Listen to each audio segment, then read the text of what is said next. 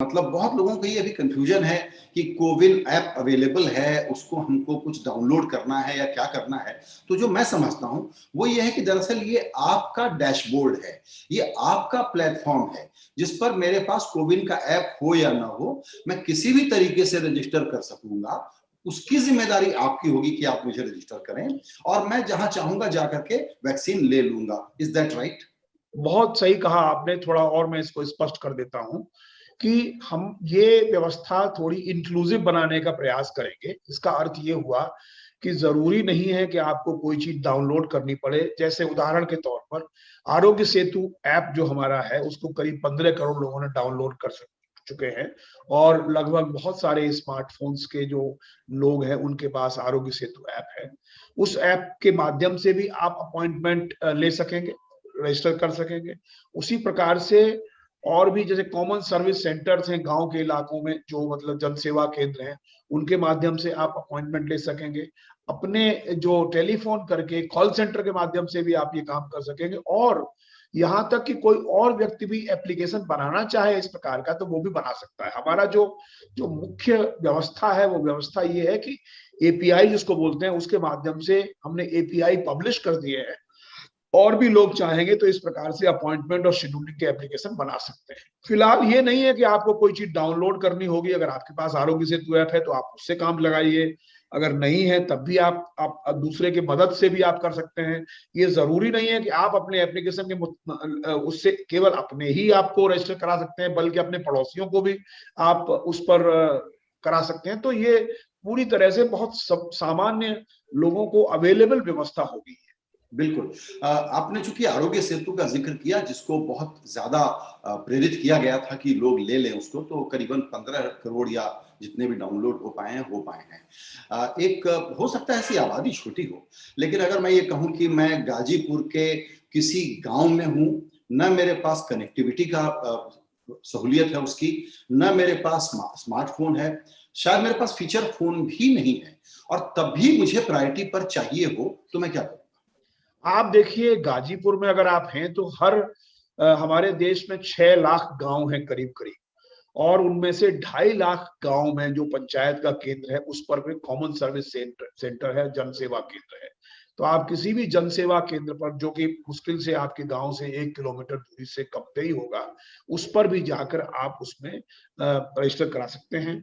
अगर गांव में आपके किसी पड़ोसी के पास स्मार्टफोन है जिस पर आरोग्य सेतु डाउनलोडेड है, उसके माध्यम से भी आप अपॉइंटमेंट करा सकते हैं। तो ये सुलभ है, क्योंकि जब हमारे पास करीब करीब आप मान लीजिए 770 करोड़ लोगों के पास करीब करीब अब कनेक्टिविटी है, इंटरनेट कनेक्शन है, स्मार्टफोन है, तो वैसी स्थिति में ये काफी यूबिक्विटस है। ये नहीं मानना चाहिए कि भाई गांव में किसी के पास भी कोई फोन नहीं होगा या स्मार्टफोन नहीं होगा। तो स्मार्टफोन नहीं होगा तो फोन होगा, तो आप टेलीफोन के माध्यम से भी, जो कॉल सेंटर है उसके माध्यम से भी अपनी बुकिंग करा सकते हैं।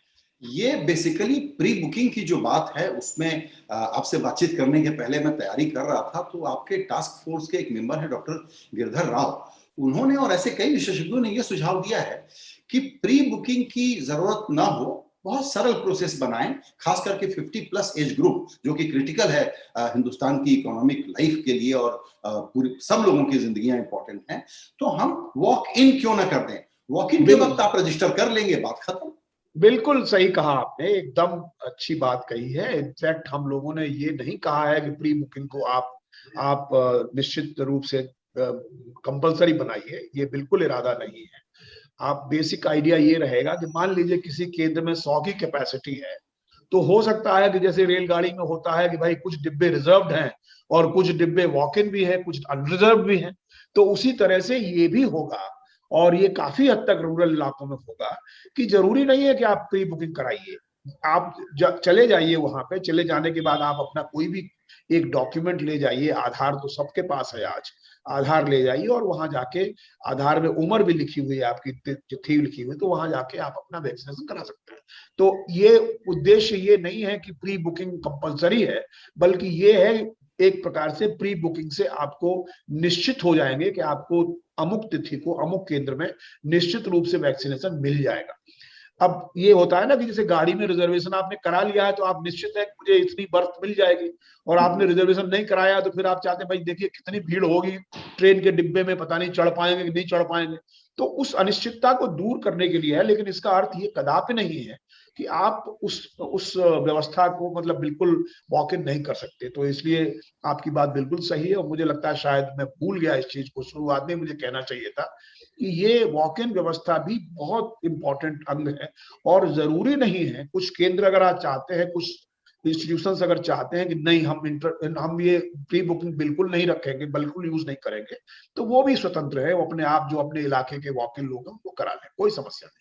बिल्कुल। हालांकि ऐसे लोगों की आबादी बहुत कम होगी कि किसी के पास आधार या कोई दूसरा वोटर आईडी कार्ड जैसी कोई पहचान वाली चीज न हो। ऐसे लोगों के लिए क्या व्यवस्था होगी जिसके पास कोई देखिए आइडेंटिटी कार्ड नहीं? कोई ना कोई आइडेंटिटी डॉक्यूमेंट तो होगा ही लोगों के पास। जैसे आधार आज जो स्थिति है उसमें ये है कि 97-98% जो एडल्ट्स हैं हिंदुस्तान में उनके पास आधार है।